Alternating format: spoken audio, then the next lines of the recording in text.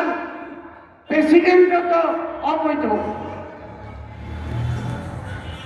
অতএব শাহাবুদ্দিন সাহেবের অপসারণ চাই, গ্রেপ্তার চাই, সাজা চাই।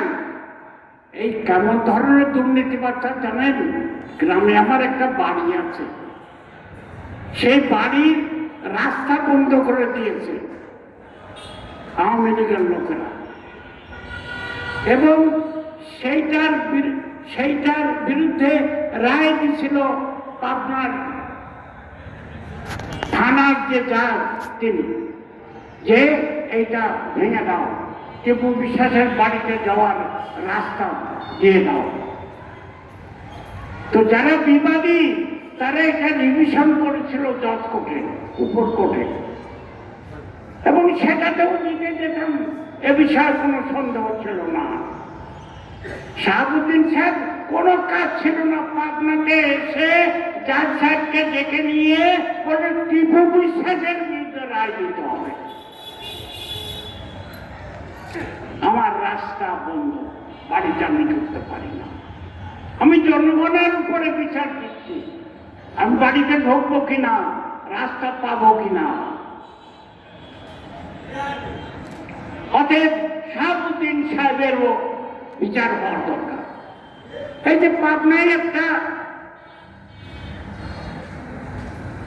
পার্ক আছে, এইটার নাম আপনারা সকলেই জানেন, লক্ষ্মী সাগর জুবলি ট্যাঙ্ক, ওইটা এখন নাম হয়েছে শাহাবুদ্দিন বিনোদন পার্ক। আরে বাপরে, কি বাহাদুর! যাও না বেটা, ওই জমি যাও না, নতুন পার্ক করো। লক্ষ্মী সে তো দিয়ে গেছে ওইটা। আমি এই জনসভা থেকে ঘোষণা করতে চাই, পাবনা পৌরসভাকে বলতে চাই, শাহাবুদ্দিন চুপ্পু বিনোদন পার্ক নয়, ওইটা হবে লক্ষ্মী সাগর, এবং ওইটা হবে আপনার জুবলি ট্যাঙ্ক। মানুষ ওখানে ঘুরবে চলবে। আর পাবনা পৌর প্রশাসক বোধহয় এখন ডিসি সাহেব, আপনাকে বলি, এইটা জনগণের জুবলি ট্যাঙ্ক লক্ষ্মী সাগর হিসাবে নতুন নামকরণ করা হোক। ওটা শাহাবুদ্দিন চুপ্পু পার্ক হবে না, থাকবে না, থাকতে পারে না। সাথী বন্ধুগণ, কথা অনেক,